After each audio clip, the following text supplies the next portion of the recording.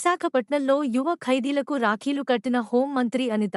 30 మంది ఖైదీలకు రాఖీ కట్టిన మంత్రి. గంజాయి రవాణాలో పట్టుబడిన ఖైదీలకు అవగాహన కల్పించిన హోం మంత్రి. తెలిసి తెలియని వయస్సులో ఈజీమనీ కోసం ఆలోచిస్తే జీవితాలు నాశనం అయిపోతాయి. బంగారు భవిష్యత్తులను నాశనం చేసుకోకండి. హోం మంత్రి అనిత. ఇంట్లో ఉన్న పరిస్థితులు వచ్చు, చెప్పేవాళ్ళు లేకను. సో కంపల్సరీగా ఇక్కడ నుంచి వెళ్ళేటప్పుడు మీరు చేంజ్ అయ్యారు.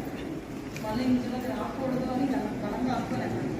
బతకడానికి చాలా దారులు ప్రాపర్ వేలో